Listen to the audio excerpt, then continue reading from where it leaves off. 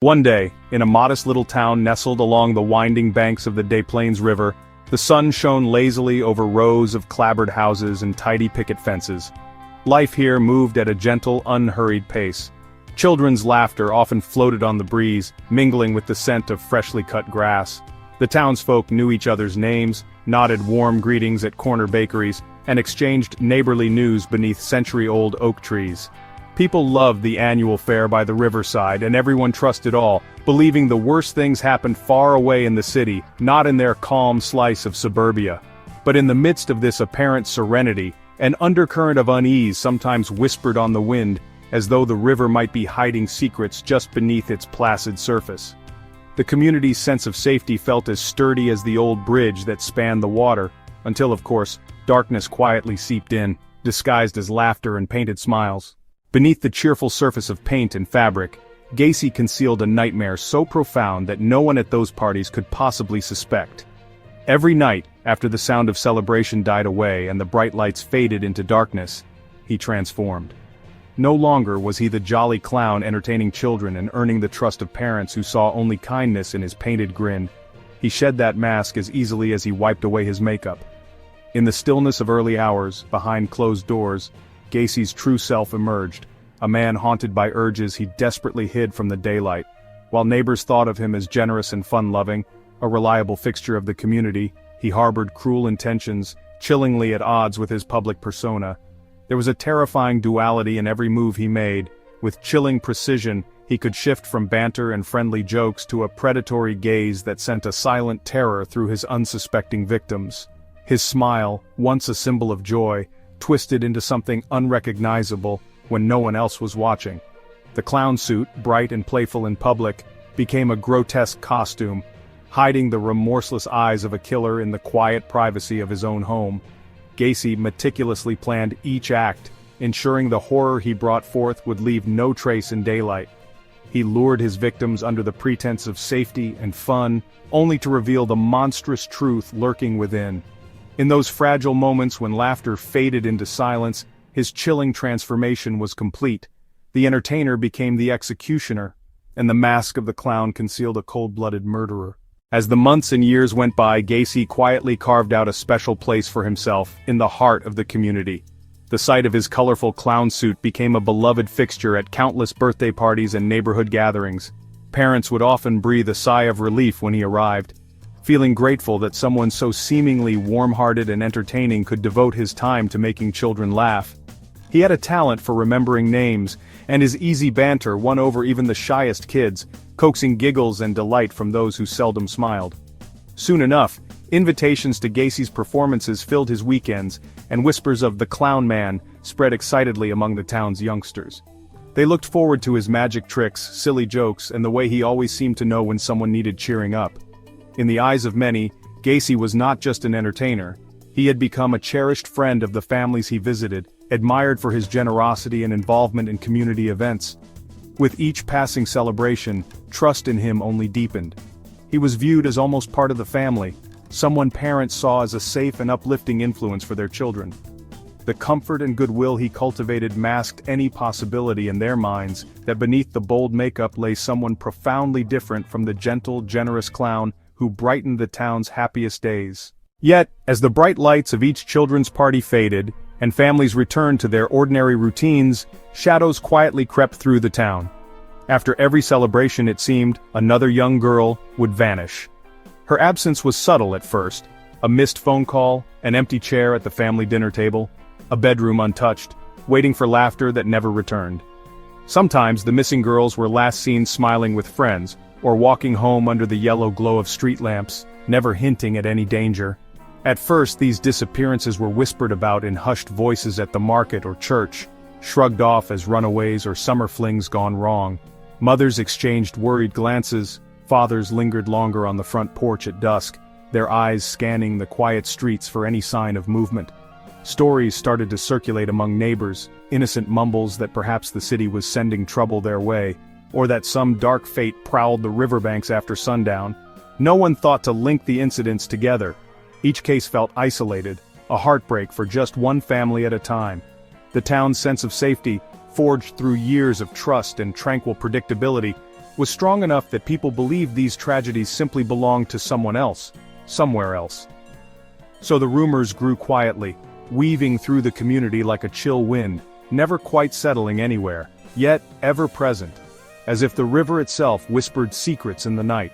All the while, beneath the surface of small-town normalcy, something sinister orchestrated the silence, and the puzzle pieces remained hopelessly scattered, none daring to imagine the grim picture they might form together. 1. Over the course of 6 agonizing years beginning in 1972, the small riverside community unknowingly played witness to a tragedy of unspeakable scale. One by one, 33 young girls, each with her own laughter, dreams, and bright future, vanished from the grid of tranquil streets that so many had believed to be a haven. These weren't disappearances that came with warning or spectacle. They were not the kinds of stories told around campfires or boasted about in urban legends. Instead, they crept in quietly, like a cold fog on a summer night, shrouding the town in anxiety and uncertainty, long before anyone dared to connect the dots. Each girl's absence left a rift in the neighborhoods she called home. Bedrooms were frozen in time, left as silent memorials of what used to be. Favorite stuffed animals waiting expectantly on neatly made beds, homework assignments abandoned mid-sentence, shoes by the door gathering dust.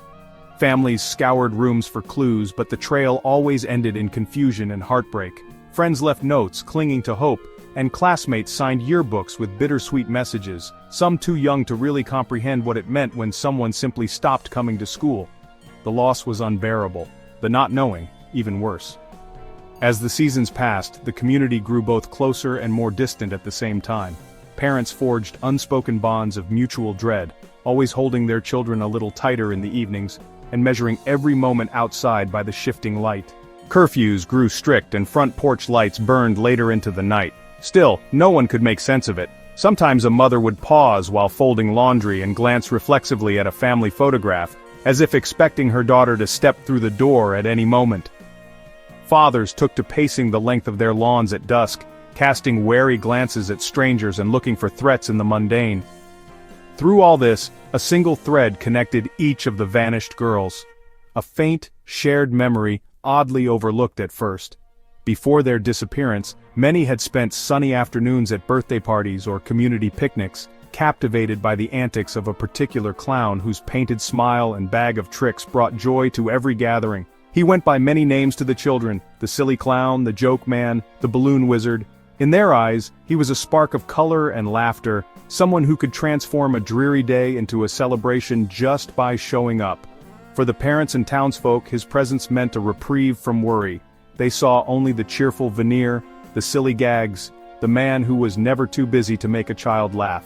But for the families of the missing, those innocent recollections soon took on a darker significance. Late-night conversations turned to agonized questioning. Who had last seen their daughters? Were there strangers in town? Did anyone notice a car parked where it shouldn't be? Again and again, what surfaced was the memory of that reassuring presence, the clown who seemed to be everywhere, always showing up wherever the town gathered to celebrate. With time, the memories grew sharper, not softer. Parents remembered out-of-place glances, the times he lingered after the party wound down, or conversations that felt too probing. Siblings realized their missing sisters had rushed home to talk about the balloon tricks and silly hats, and some even clung to scraps of glitter or a bent birthday crown as if it contained the last piece of their loved one's spirit. Despite the apparent innocence of these memories, they became the thin, frayed thread tying all those shattered lives together. Rumors, once dismissed, became harder to ignore as the count of disappearances grew. The town reeled from the realization that no stranger had crept in from the shadows. The darkness had already lived among them, hiding behind the happiest disguise of all. Trust fractured, and laughter, once hearty and whole, now rang hollow and uncertain. Once the sight of a clown would have drawn smiles and shouts of delight. Now it summoned nothing but a cold, silent fear.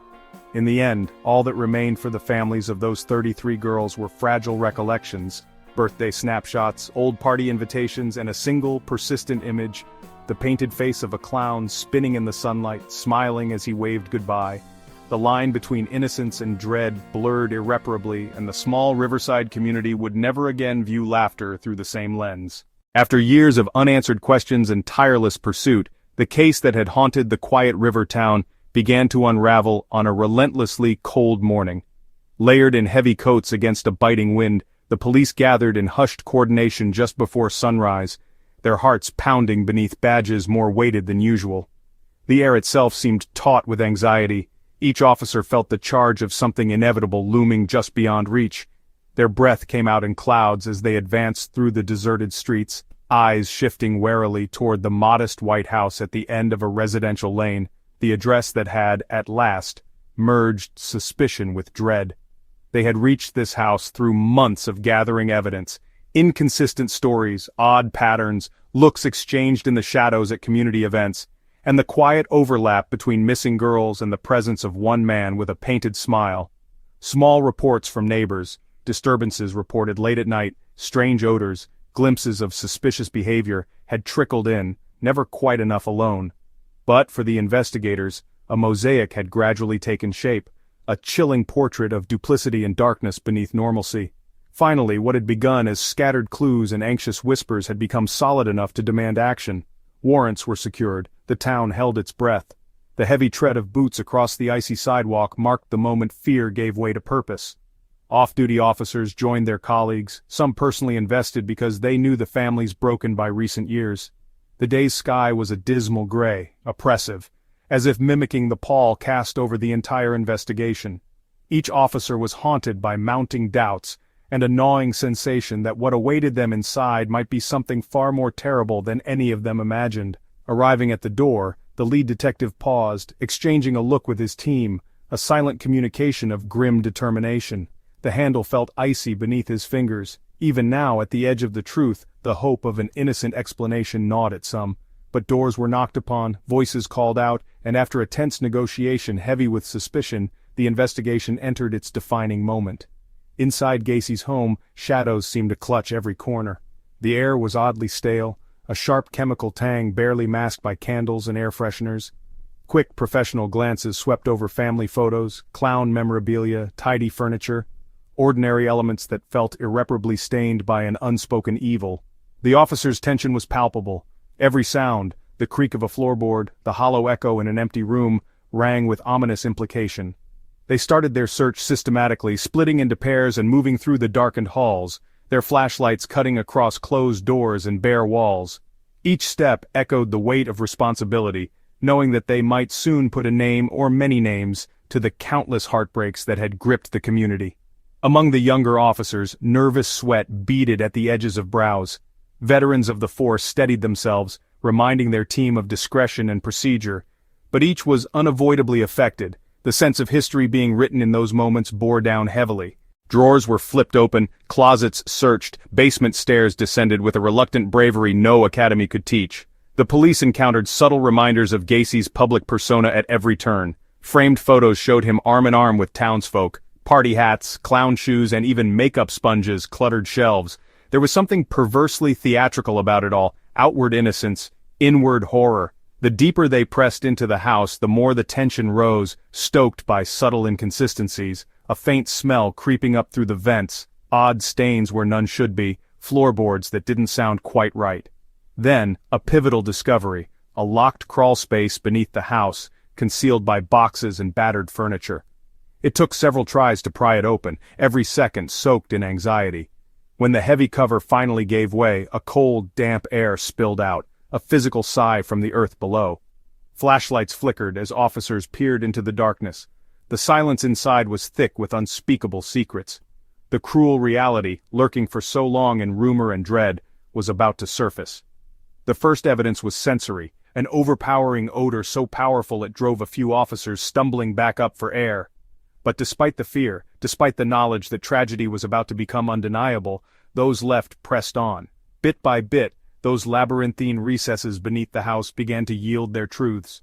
The team realized with mounting horror that every missing daughter, every unanswered prayer, might have a resting place closer to home than anyone had dared believe. Word crackled through police radios and among huddled detectives outside. Something significant had been found. More units arrived, the perimeter quickly swelling with patrol cars and unmarked vehicles. A hush, more profound than any the town had known, settled over Gacy's street. Mothers stood framed by frosty windows several houses down, urging restless children away from the commotion. Fathers gathered, arms folded tightly, faces set in lines of resolve and sorrow.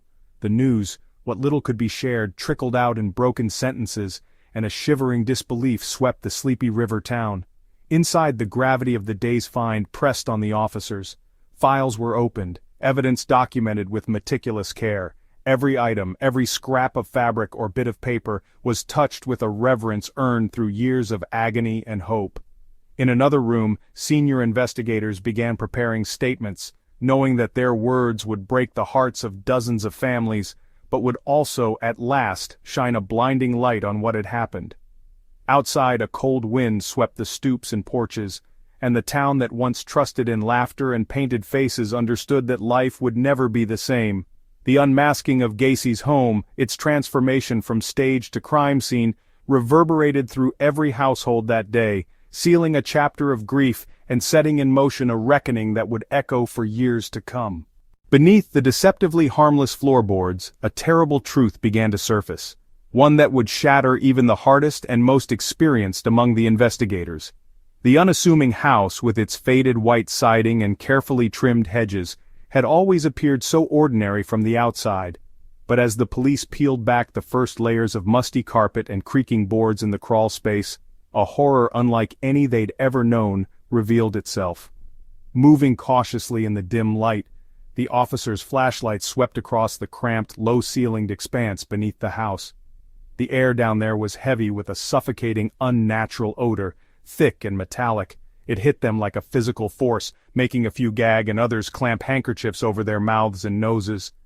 Beneath their feet, the damp earth showed unnatural lumps, ridges, and depressions. Each disturbance marked a secret, and each secret would demand a reckoning from those tasked to finally unearth them. With gloves pulled tight and faces set in grim determination, the team began to dig, not speaking, only communicating with nods and glances as the gravity of their work settled in.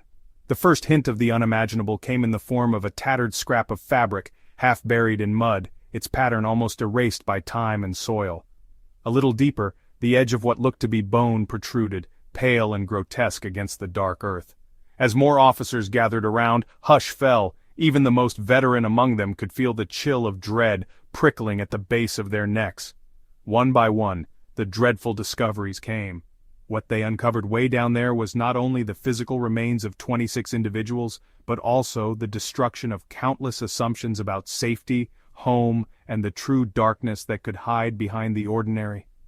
Every set of bones was a story ended suddenly and unfairly, a life that had once lit up a family, a school, a neighborhood. Each body told its own tragic tale, some still wearing scraps of what had once been favorite clothes, others identified only by fragments, jewelry, or a long-lost toy. Years of decomposing in the shadowy dirt had erased most details, yet what remained was more than enough to confirm everyone's worst fears. Forensic teams rotated in and out, some forced to retreat outside for fresh air or a moment of composure, while others, grimly steadfast, focused on cataloging every detail. It was procedural, but it was also deeply human. Every scrap was handled as if it connected to a whole world beyond the walls of that house. A mother, a father, siblings, friends still waiting somewhere for answers or closure. The reality sunk in slowly, layer by agonizing layer. These were not the nameless missing anymore.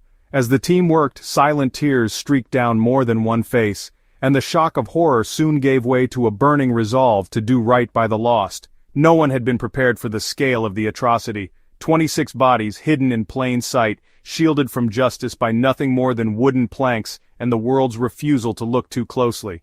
Every inch of the crawl space became contested ground between remembering and forgetting. The officers would pause at times, overwhelmed by the sheer number. A mass grave beneath a home that had hosted birthday parties and barbecues just above their heads. They pictured children laughing in the backyard, neighbors waving across picket fences, and then imagined the unthinkable darkness mere feet below. Outside, the house quickly became a circus of activity. Crime scene tape fluttered in the morning light as media vans, curious locals, and weeping relatives converged, all struggling to comprehend the magnitude of loss. No words could describe the pain that radiated out from that place, rippling through the entire town.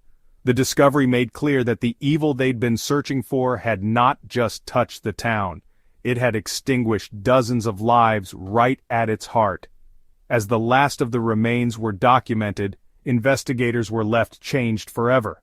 The floorboards, once so solid, became a portal through which nightmares leapt into reality, and each officer, regardless of experience, would carry with them the memory of the crawl space, the silence, the scent, the feeling of brushing up against what humanity is nearly incapable of accepting, that sometimes unspeakable horror does not hide in the shadowy peripheries, but rather dwells beneath our very feet, masked by normalcy and routine. From that day on, the house was no longer simply part of the neighborhood. It became a monument to sorrow, a silent witness to suffering, and a cold reminder that evil can be both ordinary and horrific, hiding until it must inevitably be faced. Beyond the crawlspace horrors, the true extent of Gacy's cruelty became even more apparent as the investigation expanded outside his house. Faced with mounting evidence and the chilling discoveries beneath the floorboards, authorities painstakingly searched every inch of his property and the surrounding areas. With grim determination, teams scoured the backyard, garden beds, and the tangled patches of scrubby woodland edging the Des Plaines River. It was here, in the cold, muddy earth of Gacy's yard, that officers unearthed further evidence of his merciless disregard for human life. Shovels scraped against unexpected resistance in the soil, revealing shallow graves haphazardly covered by grass or bits of debris. Each find was painstakingly catalogued, and every patch of disturbed earth told a silent, sorrowful story all its own. The once ordinary sanctuary of domestic routine had become something far more sinister, a landscape saturated in hidden grief, bearing the scars of lives snuffed out and buried in haste, away from the daylight and desperate hopes of loved ones left behind. But the horror didn't end at the property line. Investigators, following leads and subtle patterns, traced Gacy's movements to the overgrown banks along that ever-present river, a natural barrier separating the town from everything unknown and feared. Here, amid thorny underbrush, and beneath the low-hanging branches of long-forgotten trees, they found more bodies. Some were shrouded in nothing but the earth and a thin layer of leaves, as if Gacy had counted on darkness and the relentless passage of time to hide his acts. Others were left exposed to the elements, their resting places chosen seemingly at random, a terrifying afterthought in a spree that had already claimed so many. It was in these lonely thickets and sandy spots along the water's edge where Gacy attempted to shed his guilt, methodically disposing of remains as if he could unburden himself with each secret grave. Yet the river would not be his accomplice. Each discovery stirred up more sorrow, more questions, and more outrage. The current, swift and broad as it was, could never wash away the full weight of what had been done, nor could it erase the memory of lives tossed aside so carelessly. Locals would later recount how certain spots along the bank grew shunned and silent, their beauty forever scarred by the knowledge of what once lay beneath the wildflowers and willow roots. Forensic teams worked tirelessly to recover every fragment, often through long nights and in all kinds of weather. The sense of sacred responsibility was heavy. It was as if the earth itself rebelled at the secrets stuffed into its crevices. Each recovery was both a small act of justice and a profound heartbreak, for many of the bodies they found here were damaged by exposure, faces no longer familiar to waiting parents, evidence washed and worn by wind and rain. Still, each bone and scrap of clothing was gently collected, preserved and honored, piecing lives back together in cold clinical labs and at tearful family gatherings. The spectacle of police presence at the river's edge drew crowds of silent onlookers, some hoping against hope for the miraculous return of a lost daughter, others numbed by the steady drip of horror from news vans and whispered rumors. The town, already shaken by the discoveries in Gacy's house, was forced now to confront their landscape as an unwilling tomb. What once had been the backdrop to childhood games, fishing trips, or stolen kisses beneath moonlit trees was forever transformed, every familiar path now tainted by grief. Later the stories of these victims would be told and retold, how a favorite bracelet helped identify one, how another was never found but for a single shoe, washed ashore weeks after the fact. Memorials sprang up near the river, makeshift at first, crosses, flowers, letters, then gradually more formal, as mourning matured into painful remembrance. The water, which had always symbolized life and continuity, became a symbol too of what the town had lost, a place to weep, to remember, and ultimately to reckon with the evil that had crept so close to home. No matter how many times the police returned, no matter how thoroughly the earth and riverbanks were combed, it was clear that justice could never be fully achieved. The horror that Gacy had wrought lingered everywhere, in the wind rustling through reeds, in the trembling hands of parents whose children still played by the water, in the headlines that haunted the front pages for months and years beyond. The landscape, once trusted, innocent, could never be entirely cleansed. Even as the seasons changed, the stains remained, woven into the town's memory and visible only to those who remembered the innocence that was lost. For generations, the little riverside town had drifted through life with the comfortable certainty that nothing truly terrible could ever happen there. The streets may not have been paved in gold, but they were warm with familiarity and simple kindness. Life unfolded at a calm pace, neighbors greeted each other every morning, parents trusted that, if their children ran late, it was only because they'd lingered at a friend's house or gotten distracted by the sights and sounds of home. The town's annual spring festival, the laughter at the church fair, evenings full of chatter and the scent of backyard barbecues, these rituals formed the rhythm of a place untouched by darkness. The only fears that ever murmured through the community were the ordinary ones, the occasional thunderstorm, a dog gone missing, or a teenager's broken heart. All of that serenity shattered in the blink of an eye. It was as if an unrelenting nightmare had seeped into every crack of the town's collective consciousness, spreading silently from house to house. At first, the news of the disappearances and the discoveries barely seemed real, discussed in murmurs as if naming the evil would make it more tangible. But reality crashed through denial with cruel force. The face at the center of it all, the one who had once been the subject of every child's laughter and every parent's relief, was revealed not as their protector, but as the very monster they never imagined could exist. Panic doesn't always come as a scream. Sometimes it chokes the air, slows time, and turns the familiar into something sinister. For weeks after the truth came out, the town lived suspended in the dread of the unknown. People looked out their windows and saw only shadows where memories used to be.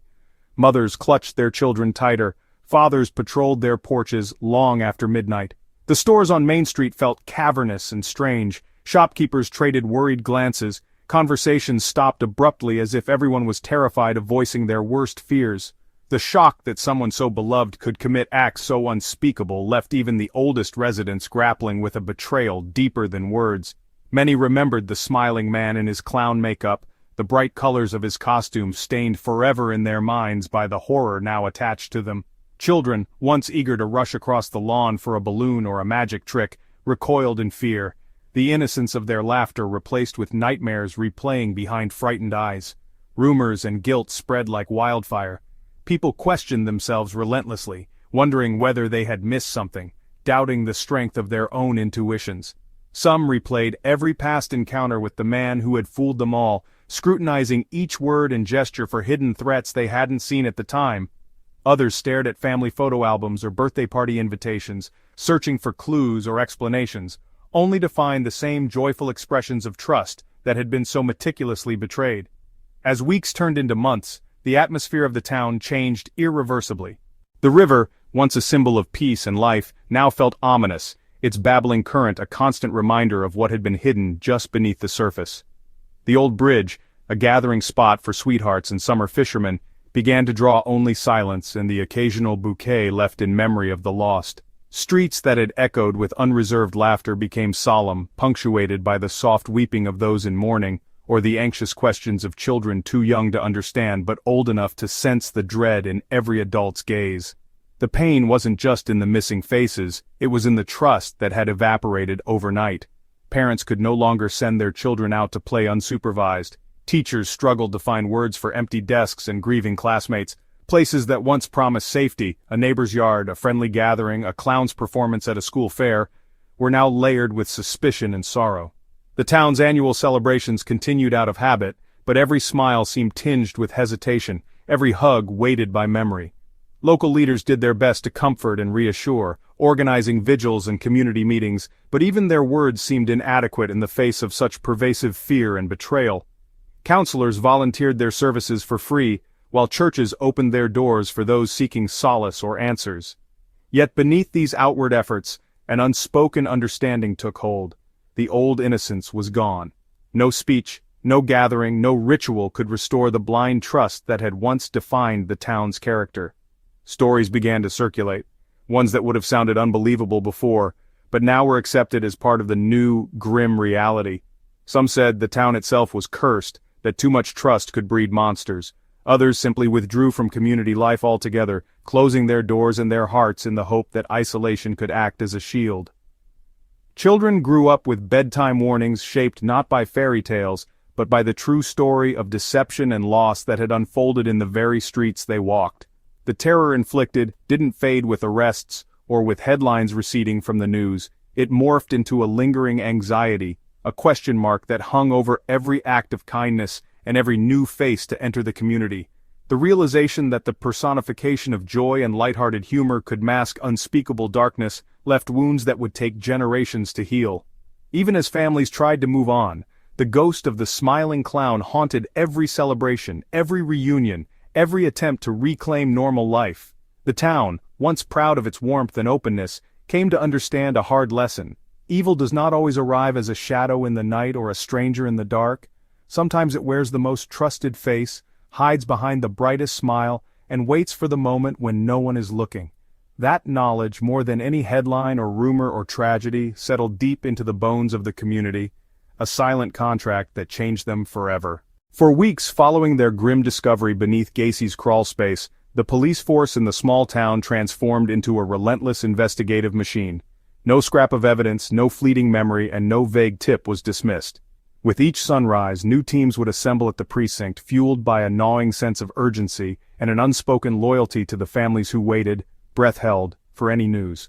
The once quiet police station echoed with the rustle of paperwork, the constant ring of telephones, and the heavy silence of officers poring over maps and photographs for the 1,000th time. Detectives worked in overlapping shifts, combing through everything connected to Gacy. His known routines, party schedules, employment records, and every transaction or conversation that neighbors could recall. Nothing was too trivial, not the color of his car, nor the peculiar way he held a conversation at the grocery store. Crime scene experts meticulously cataloged every item found in and around his property, from seemingly innocent household goods to the more sinister objects that hinted at a much darker purpose. Walls were examined for secret compartments. Old paint stains and odd residues were tested in the lab, each sample adding or eliminating a piece of the puzzle. The investigation wasn't confined to Gacy's property. Officers extended their search to friends' houses, businesses he frequented, and every route he might have traveled outside town. They combed the archives for missing persons reports, looping neighboring towns and county law enforcement into the widening net. What once appeared to be isolated cases, the vanishing of a shy girl before her 16th birthday, the abrupt end to an honor student's after-school job, now revealed a chilling connective thread. Whenever a new clue surfaced, teams sprang into action. Officers drove out in convoys to chase leads, detectives revisited previous witnesses, and search dogs, heads low and tails still, crisscrossed overgrown fields and riverbanks. The walls in the precinct became a somber mural of newspaper clippings, color-coded pins, and photographs. Each edition sharpened the emerging picture, a methodical and remorseless predator who had exploited every chink in the town's unspoken trust. The closer they looked, the more the mask of joviality Gacy had worn in public began to slip away. Reports of odd behavior multiplied, parties where Gacy drank a little too much and lingered long after others left, or vague unease some felt that hadn't seemed important until now. A pattern emerged. He preyed on vulnerability, slipping between the cracks of parental oversight and the blind spots in communal watchfulness. Forensic agents reconstructed timelines, reconstructing, even in chilling detail, the opportunities he had to abduct his victims, sometimes within sight of the very people who thought they knew him best.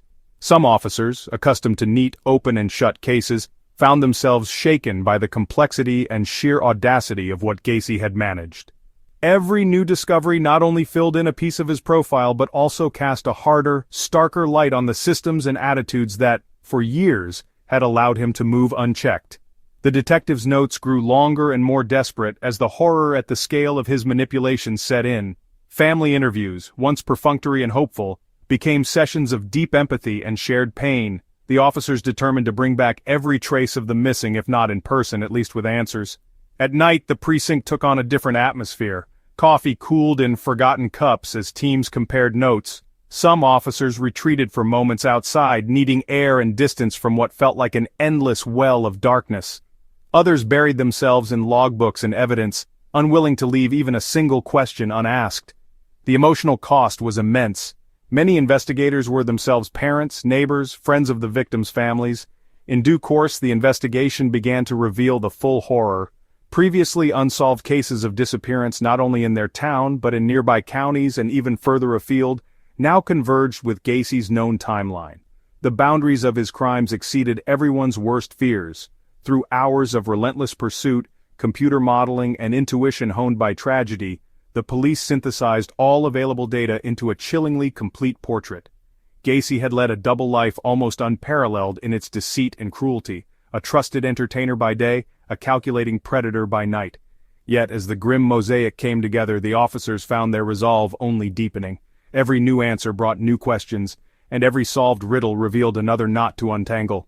Still they pressed on, methodical and unsparing, piecing together Gacy's world until there was nowhere left for the monster to hide. No memory unexamined, no patch of earth unchecked, and no secret strong enough to withstand the force of their collective will to see justice done. Children in the once peaceful town found their childhoods abruptly altered in the wake of the harrowing crimes that had unfolded so close to home. The image of clowns, once harmless and synonymous with laughter and carefree celebration, now conjured feelings of panic, unease, and distrust in the hearts of the youngest generation. In the months and years that followed the shocking revelations, former symbols of joy became sources of distress. Schoolyards echoed not with shouts of excitement at the prospect of a clown performing for a birthday, but with nervous mutterings, trembling voices, and whispered warnings from one child to another. Where once invitations to parties were eagerly exchanged, now they were met with anxiety. Children worried about who would be there, if any entertainers would arrive in costume, and whether it was safe to accept brightly colored balloons. Parents too changed in ways both subtle and profound. They watched their children more closely, turning a once trustful eye into one shaded by suspicion and protective fear. No longer did adults tell their kids to wave at every friendly stranger. Instead, they warned them to stay close, avoid unknown adults, and report anything unusual. The very language of parenting shifted, responding to a deep current of shared trauma. The effects on the children themselves rippled throughout their daily lives. Some suffered from nightmares, plagued by visions of painted faces lurking in the darkness, or strange figures beckoning from the edge of crowds. Others struggled to trust even the most well-meaning adults, forever wary that behind a mask or a costume might be someone hiding terrible intentions. Halloween, once a time of make-believe and fun, became a stressful day for many families. Costumes that featured clown makeup or red noses became taboo, quietly banned from classrooms and neighborhood parties alike. As the years passed, teachers noticed the change during story time and art class. Young children were reluctant to draw or talk about clowns, and some would even burst into tears if shown a picture or puppet resembling the familiar figure. Birthday parties at local parks and community centers grew more subdued, with parents often forgoing hiring entertainers altogether. Even at county fairs and parades where clowns had once wandered freely, there was a marked absence. The few entertainers who persisted found crowds thinning or tensions rising, their enthusiastic greetings met with hesitant glances and children hiding behind their parents' legs. In therapy sessions established to help local families cope, counselors heard dozens of stories from traumatized boys and girls. Some described a lasting fear of makeup or face paint of any kind, while others struggled with separation anxiety and a profound fear that someone close to them could turn out to be untrustworthy. The shared trauma wove itself into the fabric of their daily routines, casting shadows over what should have been innocent discoveries and joyful milestones. Friendships among the local children often revolved around whispered conversations about the past, about which families had lost loved ones, or whose older sister never walked home from school again. These stories, retold in hushed voices across playgrounds and over backyard fences, became the new folk tales of the town, cautionary reminders that evil sometimes hid behind a smile, and that danger could arrive wearing the mask of delight. Even as new families moved in and the town struggled to heal, the mark remained. Children who had grown up in those difficult years brought with them an enduring wariness, a torch passed quietly to their own children, a hesitation to trust too quickly, a warning to look beyond the surface. Over decades, the clown faded from holiday celebrations and was replaced by other characters, but the wound, if less visible, continued to shape the culture and memories of every generation that followed. The town's local library found itself fielding questions from curious, nervous kids wanting to understand the difference between stories and reality. Some little ones refused altogether to attend school trips or community fairs where costumes played a role, and more than one birthday party ended in frightened tears if so much as a balloon animal appeared. What should have been lighthearted rites of passage were instead heavy with lingering fear. On an institutional level, the school system responded with new policies and even subtle curriculum changes. Teachers were trained to recognize signs of trauma and build trust over time, and all visiting performers had to undergo exhaustive background checks. Official guidelines discouraged the use of any entertainment resembling clowns at school events. The story of what had happened became a whispered warning passed among the staff, a symbol of what vigilance was now required. Through all these changes, local children became expert at reading faces, picking up on small cues from adults, and learning cautious skepticism at an age when most children would be innocent and carefree. Some grew up to study psychology or criminal justice, determined to make the world safer. Others avoided crowded places altogether, or developed a lifelong dislike of carnivals, circuses, and any large gatherings that might be a cover for something dangerous. If any traveling circus ventured near the town, a rarity after the scandal, parents could be seen scanning the advertisements for mention of clowns, quietly steering their families clear. Meanwhile, rumors and memories lingered in every playground story, in every empty chair at an otherwise joyful event, and in the knowing looks exchanged by adults who remembered too well the nightmare that once stalked their home. To be a child in that town was, for a long time, to inherit a caution that never quite faded, no matter how brightly the sun shone or how much time passed. With time, these fears shaped not only individual children but the very identity of the community. The town was no longer merely a setting for shared grief. It became a place defined by hard-won vigilance and mutual support. Neighbors watched over one another with renewed intensity. Children were taught the importance of trusting their gut instincts and telling their parents whenever something didn't feel right, even if it seemed silly at first. Stay in groups, don't wander off, and if you see someone in a costume, walk the other way, became common-sense advice shared in every household. Despite these precautions, healing proved slow. For some, adulthood brought the ability to rationalize the past, to understand that most people, costumed or not, held no ill will. But for others, the scars ran deeper, manifesting in troubled sleep, overprotective parenting, or a fundamental unease with situations where laughter and masks converged. The annual fall festival saw changes as well, with organizers going out of their way to ensure every activity felt safe and transparent. Community counselors and local police became fixtures at public events, their presence a comfort to those for whom safety could never again be assumed. In a way, the town's children became its sentinels, growing up wiser but warier, living reminders of what happens when innocence is violated in the place you're supposed to feel safest. They learned too soon that evil doesn't always announce itself with a shadow or a snarl. Sometimes, heartbreakingly, it arrives with a smile and a wave. Their memories, passed down in stories and gentle reminders, ensured that the lessons of tragedy would not be lost to time. The once jovial image of the clown faded from memory, replaced by a collective promise. Never again would such horror catch their community unaware. Even now, years after the truth about Gacy was exposed, his shadow lingers over the town like a heavy curtain that never quite lifts.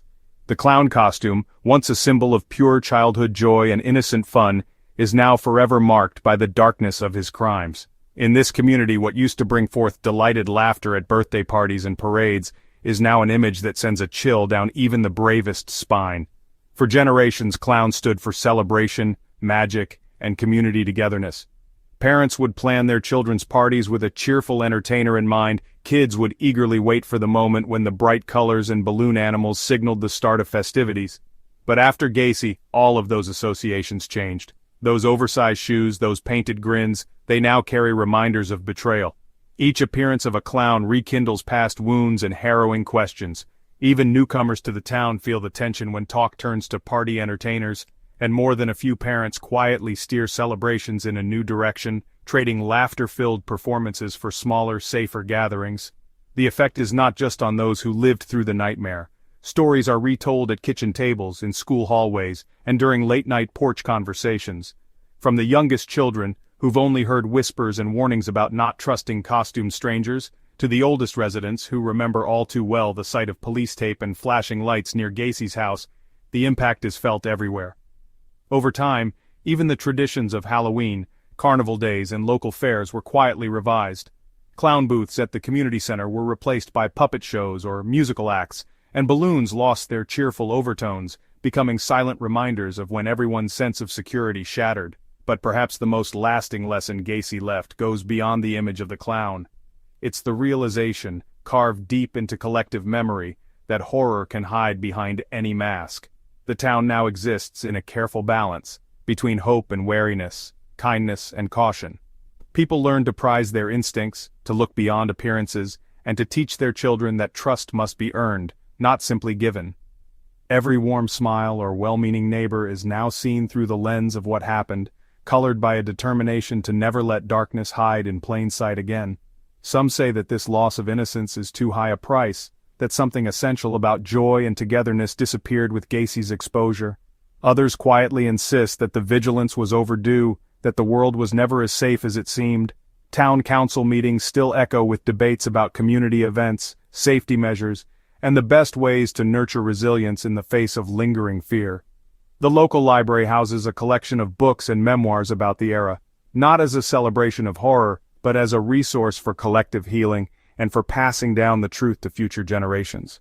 Every year on the anniversary of Gacy's arrest, the town holds a day of remembrance. Some residents light candles in their windows, others attend support groups or simply pause for a moment of silence. Where once photographs of children with smiling clowns adorned every mantel, now framed portraits of loved ones lost take pride of place, a promise never to forget, and a commitment to protect what innocence remains. The scars left by Gacy go right to the heart of what it means to trust, celebrate, and let your guard down in the presence of others. Children now grow up learning about boundaries and personal safety long before they're told the facts of what happened. Counseling offices, which sprung up in the aftermath, remain busy with adults and teens alike, working through anxieties that defy easy explanation. Teachers and school counselors have gone through specialized training to recognize trauma, comfort the uneasy, and answer questions that no child should ever have to ask. The visuals endure too. Clown suits in thrift shop windows rarely sell. Party stores carefully camouflage or rotate their stock to avoid reawakening memories. On TV, when a clown flashes across the screen, parents change the channel without even thinking. For some, it's a reflex. For others, it's a deliberate act. A quiet stand against letting horror disguise itself again in their town. What remains beneath it all is a steely sense of vigilance that didn't exist before. The town has become more connected in the aftermath. Neighbors look out for each other's kids. People intervene when something or someone seems off. Local law enforcement works harder than ever to build trust. While some old wounds may never fully heal, there is a shared strength to be found, a lesson hard won but not forgotten. In living rooms and school assemblies, in the measured caution of new parents and the whispered advice passed from grandparent to grandchild, the legacy of what happened continues. Don't trust every smile you see, the advice goes, because sometimes the most cheerful face can hide the most unfathomable secrets. That lesson echoes through each new season, changing how joy is celebrated but also ensuring that grief is honored and wisdom is carried forward. The clown may never return to reclaim his place as an icon of joy in this little town, but the will to protect and the courage to confront darkness have become the new symbols the community holds dear. Through fields once filled with laughter, along streets that shimmer with dusk, the people keep watch, not out of paranoia, but out of a collective promise. Never again, not here, not on their watch. And that, more than any parade or party, is what truly binds them now.